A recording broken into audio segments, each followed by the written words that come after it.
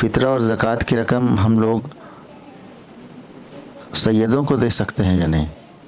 بار بار یہ سوال ذہن میں بھی آتی ہے اور معاشرے میں بھی یہ سوال رائج ہے کہ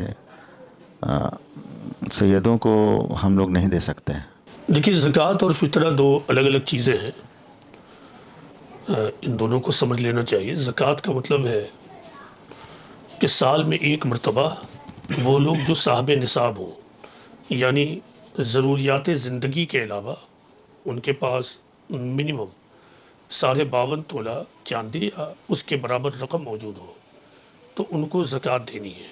مال کے اوپر 2.5% اور بقیہ دوسری چیزوں پر جو اس کا قانون ہے 5%، 10% اور اس سے بھی زیادہ، اس کے مطابق انہیں دینا ہے۔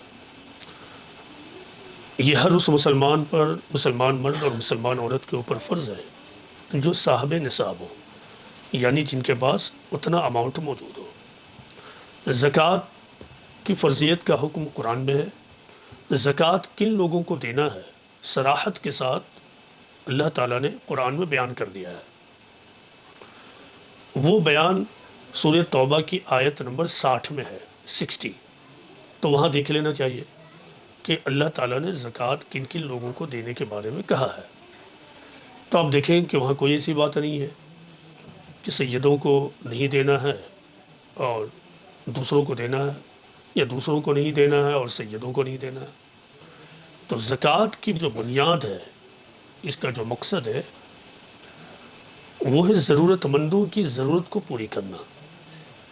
اور اگر اسلامی ریاست ہے تو اس کا جو بندوبست ہے اور نظام ہے وہ بخوبی چلتا رہے، اس کے لیے ریاست کو اختیار ہے کہ ریاست میں رہنے والے لوگوں سے وہ زکوٰۃ کی وصولی کرے، خواہ جبراً ہی کیوں نہ ہو۔ تو جب اسلامی ریاست ہوگی، کہیں اگر اسلامی قوانین کے مطابق اسٹیٹ کا اسٹیبلشمنٹ ہے، تو پھر ریاست خود زکوٰۃ کو کلیکٹ کر لے گی اور پھر وہ اپنے حساب سے وہ زکوٰۃ کا ڈسٹریبیوشن کرے گی، جو خود قرآن میں موجود ہے۔ روایتوں کے حوالے سے بعض لوگوں نے اس قسم کے نقطے نکالے ہیں۔ اصل یہ ہے کہ پیغمبر اسلام محمد صلی اللہ علیہ وسلم نے اپنی فیملی کو زکوٰۃ دینے سے منع کیا تھا۔ اس کے پیچھے دو بنیادی وجہ ہیں کہ اپنی فیملی کو زکوٰۃ دینے لینے سے روک دیا تھا۔ ایک تو یہ کہ یہ ایک انٹیگریٹی کا سوال تھا کہ لوگ خود پروفٹ محمد کی انٹیگریٹی پہ کوشچن نہ کر دیں، چونکہ آپ کو معلوم ہے کہ محمد صلی اللہ علیہ وسلم کے خلاف ہر طرح کے پروپیگنڈے آپ کے مخالفین اور آپ کے اپوننٹس چلا رہے تھے، کوئی قصر نہیں چھوڑتے تھے کہ پروفٹ محمد کی امیج کو داغدار کریں۔ تو یہ بھی ان کو ایک موقع ملتا کہ محمد نے یہ مال کو دینا بالکل مینڈیٹری اس لیے کر دیا ہے کہ ان کی فیملی کو دیا جائے۔ تو ایک تو اپنی اور اپنی فیملی کی انٹیگریٹی کو مینٹین کرنے کے لیے۔ دوسری بات یہ ہے کہ روایتوں سے معلوم ہوتا ہے کہ پیغمبر اسلام کی جو فیملی تھی تو ان کے لیے باضابطہ مہینہ وہ متعین تھا، تو اس کے بعد پھر وہ اس زکوٰۃ کی ضرورت ہی نہیں باقی رہی تھی۔ باضابطہ وہ مہینہ متعین تھا تو اس کے بعد پھر اب زکوٰۃ کی ضرورت باقی نہیں رہی تھی۔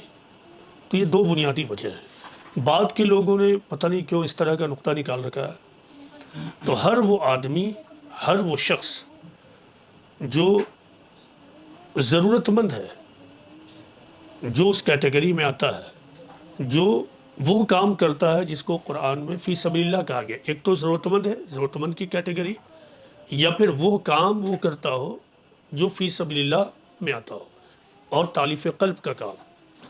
تو جو لوگ ایسے ہوں ان کو زکوٰۃ دیا جائے گا، ضرورت مندوں کو ایک طرف، اور دوسری طرف وہ لوگ جو فی سبیل اللہ کام کر رہے ہیں، تالیف قلب کا کام کر رہے ہیں، یعنی دعوت اور اشاعت دین کا کام کر رہے ہیں۔ تو یہ دو بڑے مد ہیں۔ زکوٰۃ کہاں کہاں دینا ہے، اس کے لیے 8 مدیں ہیں۔ تو میں نے اپنی فہم اور سمجھ کے مطابق ان کو کانڈنس کر کر دو بڑی مد سمجھا ہے۔ ایک تو ضرورت مند اور نیڈی، چاہے وہ اپنے گھر میں ہو، سفر میں ہو یا کسی اور پوزیشن میں ہو، وہ نیڈ میں ہیں، تو ان کے ہیلپ کے لیے۔ اور دوسرا دعوت دین کے لیے، یعنی خدائی پیغام کو تمام انسانیت تک پہنچانے کے لیے۔ اسی کا ایک فارم یہ ہے کہ امت کے نادار اور مفلس لوگوں میں تعلیم کو پھیلانے کے لیے بھی اس مد کو خرچ کیا جا سکتا ہے۔ تو تو یہ اس کا اصول ہے زکوٰۃ کا. تو زکوٰۃ سب کو دیا جائے گا, کوئی اس سے ایگزمپٹڈ نہیں ہے جو اس کیٹیگری میں آ جائے.